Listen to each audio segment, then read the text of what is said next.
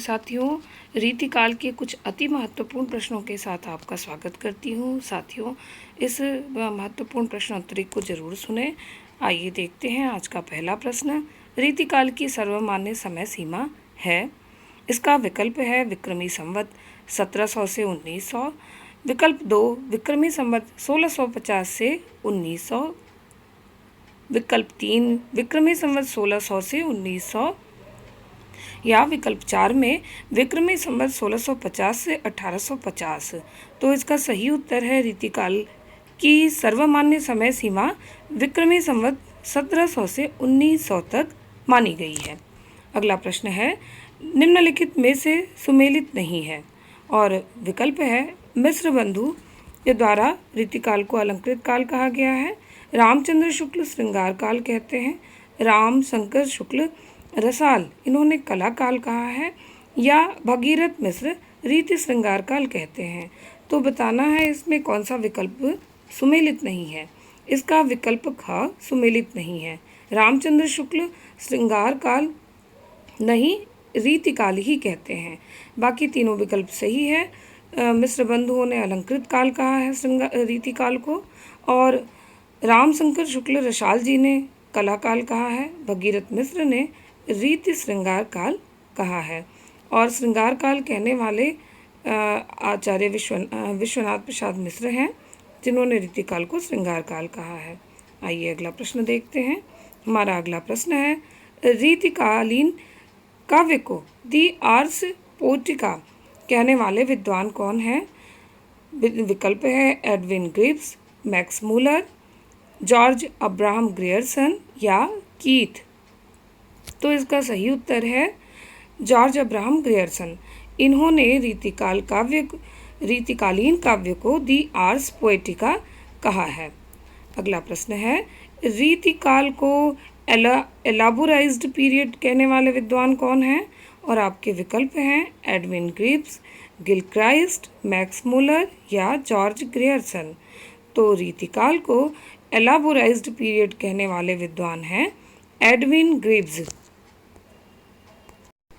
अगला प्रश्न है, रीतिकाल को शास्त्रीय काल कहने वाले विद्वान हैं। और विकल्प है रामचंद्र शुक्ल, पृथ्वीनाथ कमलकुल श्रेष्ठ, भगीरथ मिश्र या डॉक्टर रामकुमार वर्मा। इसका सही उत्तर है पृथ्वीनाथ कमलकुल श्रेष्ठ। इन्होंने रीतिकाल को साहित्य शास्त्रीय काल कहा है। साहित्य शास्त्रीय काल रीतिकाल को कहने वाले विद्वान हैं पृथ्वीनाथ कमलकुल श्रेष्ठ। अगला प्रश्न है, रीतिकाल को कला काल कहने वाले विद्वान हैं। और विकल्प है रामशंकर शुक्ल रसाल, डॉक्टर रामकुमार वर्मा, क व ख दोनों या गणपति चंद्र गुप्त। तो इसका सही उत्तर है क व ख दोनों। डॉक्टर रामशंकर शुक्ल रसाल और डॉक्टर रामकुमार वर्मा दोनों विद्वानों ने रीतिकाल को कला काल की संज्ञा दी है। अगला प्रश्न है, रीतिकाल को श्रृंगार काल कहने वाले विद्वान हैं। और आपके विकल्प हैं रामचंद्र शुक्ल, विश्वनाथ प्रसाद मिश्र, डॉक्टर भगीरथ मिश्र, हजारी प्रसाद द्विवेदी। इसका सही उत्तर है विश्वनाथ प्रसाद मिश्र। विश्वनाथ प्रसाद मिश्र जी ने रीतिकाल को श्रृंगार काल कहा है। अगला प्रश्न है, आचार्य रामचंद्र शुक्ल के अनुसार रीतिकाल के प्रवर्तक हैं। और आपके विकल्प हैं केशवदास, चिंतामणि, मतीराम, कृपाराम। और इसका सही उत्तर है चिंतामणि। आचार्य रामचंद्र शुक्ल के अनुसार रीतिकाल के प्रवर्तक चिंतामणि हैं। अगला प्रश्न है, डॉक्टर नगेंद्र के अनुसार रीतिकाल के प्रवर्तक हैं। और इसका विकल्प है केशवदास, चिंतामणि, कृपाराम, मतीराम। इसका सही उत्तर है केशवदास। डॉक्टर नगेंद्र के अनुसार रीतिकाल के प्रवर्तक हैं केशवदास। अगला प्रश्न, अपने आश्रयदाताओं की रुचि के कारण रीतिकालीन काव्य का उदय हुआ। उपयुक्त कथन किस इतिहासकार का है। कथन पुनः सुनिए। अपने आश्रयदाताओं की रुचि के कारण रीतिकालीन काव्य का उदय हुआ। और इसका विकल्प है आचार्य हजारी प्रसाद द्विवेदी, डॉक्टर रामकुमार वर्मा, डॉक्टर बच्चन सिंह या आचार्य रामचंद्र शुक्ल। इसका सही उत्तर है आचार्य रामचंद्र शुक्ल। अगला प्रश्न, कथन है संस्कृत साहित्य में अनेक प्रकार के लक्षण ग्रंथ लिखे गए थे, अतः उनसे प्रेरित होकर हिंदी साहित्य में भी रीति काव्य लिखा जाने लगा। उपयुक्त कथन किस इतिहासकार का है? विकल्प है डॉक्टर नगेंद्र, हजारी प्रसाद द्विवेदी, रामचंद्र शुक्ल, मोहन अवस्थी। और इसका सही उत्तर है हजारी प्रसाद द्विवेदी। अगला प्रश्न है, दरबारी संस्कृति का प्रभाव होने के कारण उस समय के कवि हताश एवं निराश हो गए, अतः अपनी निराशा को दूर करने के लिए रीति काव्य रचा गया। उपयुक्त कथन किस इतिहासकार का है? विकल्प है डॉक्टर नगेंद्र, हजारी प्रसाद द्विवेदी, मोहन अवस्थी, डॉक्टर बच्चन सिंह। और इसका सही उत्तर है डॉक्टर नगेंद्र। अगला प्रश्न है, निम्नलिखित में से रीतिकाल के पतन का कारण है? और विकल्प है काव्य में लोक मंगल की भावना का अभाव, चमत्कार, अतिशयता, अत्यधिक रसिकता या श्रृंगारिकता, उपयुक्त सभी। और इसका सही उत्तर है उपयुक्त सभी। अगला प्रश्न है, हिंदी साहित्य में रीति काव्य परंपरा की पहली रचना है। और विकल्प है हित तरंगिणी कृपाराम द्वारा रचित, कवि प्रिया केशवदास द्वारा रचित, अलंकार रत्नाकर पुष्प कवि के द्वारा रचित, या रसिक प्रिया केशवदास द्वारा रचित। और इसका सही उत्तर है हित तरंगिणी कृपाराम द्वारा रचित हिंदी साहित्य में रीति काव्य परंपरा की पहली रचना है। अगला प्रश्न, किसने रीतिकाल को गुंडेपन व सौदेपन की हरकत कहा है? और इसका विकल्प है रामचंद्र शुक्ल ने, मोहन अवस्थी ने, डॉक्टर नगेंद्र ने, या मार्कंडेय वाजपेयी ने। इसका सही उत्तर है मार्कंडेय वाजपेयी ने रीतिकाल को गुंडेपन व सौदेपन की हरकत कहा है। अगला प्रश्न, निम्नलिखित में से किस कवि को भक्तिकाल एवं रीतिकाल का समन्वयक माना जाता है?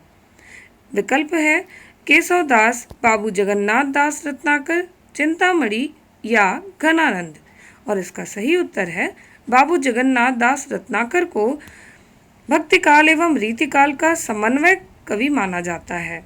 अगला प्रश्न, निम्नलिखित में से रीतिबद्ध कवि नहीं है। और विकल्प है चिंतामणि, सोमनाथ, भिखारीदास, या पजनेस। और इसका सही उत्तर है पजनेस। पजनेस रीतिबद्ध कवि नहीं है।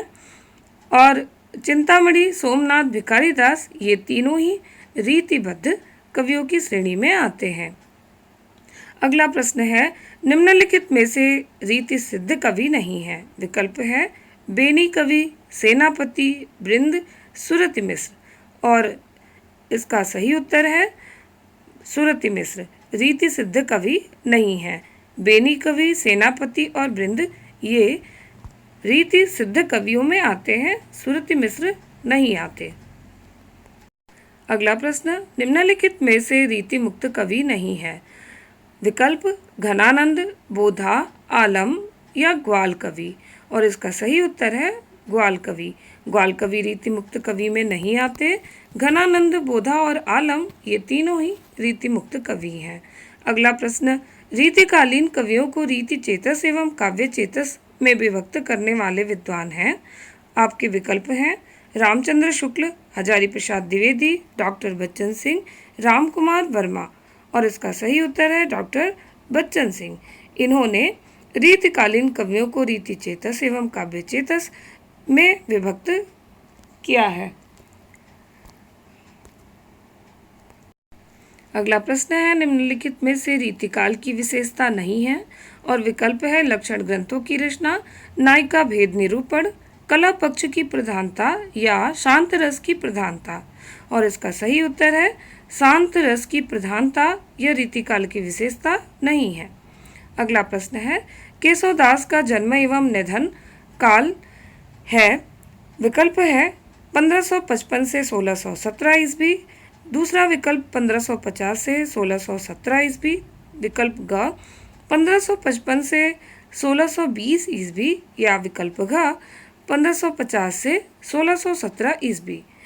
इसका सही उत्तर है विकल्प का 1555 से 1617 ईस्वी केशवदास का जन्म एवं निधन काल है। अगला प्रश्न है, निम्नलिखित में से केशवदास की कौन सी रचना एवं रचना काल सुमेलित नहीं है?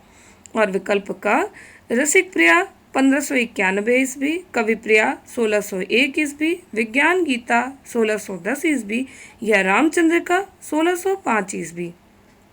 इसका सही उत्तर है रामचंद्र का 1605 ईस्वी में न होकर यह 1601 ईस्वी में ही है।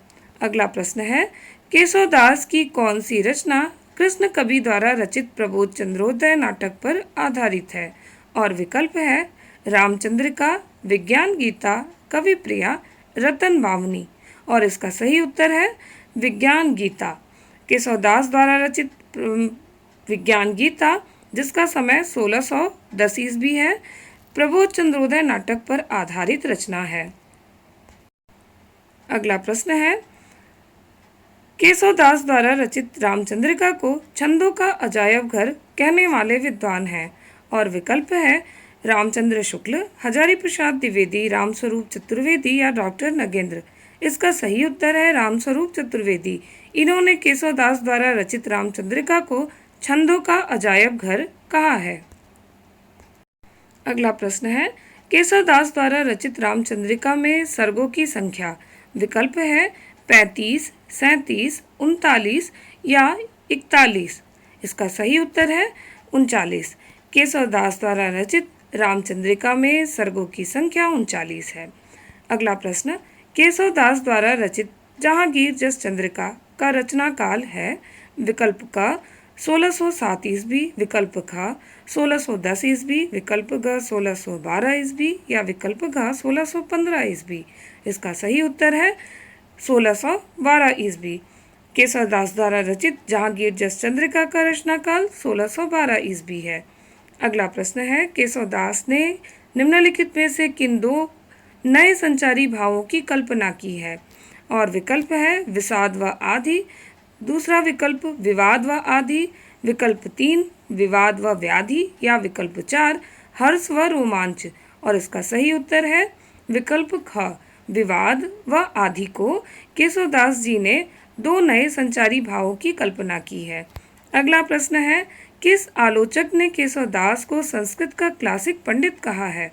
और विकल्प है डॉक्टर बच्चन सिंह ने, डॉक्टर गणपति चंद्रगुप्त ने, मोहन अवस्थी ने या रामचंद्र शुक्ल ने। इसका सही उत्तर है डॉक्टर बच्चन सिंह ने केशवदास जी को संस्कृत का क्लासिक पंडित कहा है। अगला प्रश्न है, केशवदास किस राजा के आश्रित कवि थे? विकल्प है मधुकर शाह, राव इंद्रजीत सिंह, जहांगीर या छत्रसाल बुंदेला। इसका सही उत्तर है राव इंद्रजीत सिंह। केशवदास जी राव इंद्रजीत के आश्रित कवि थे। साथियों, इसी के साथ आज की प्रश्नोत्तरी पूरी हुई। मिलते हैं अगले शानदार प्रश्नोत्तरी में। तब तक के लिए मेरे चैनल को लाइक, शेयर और सब्सक्राइब करना ना भूलें। और राधे राधे।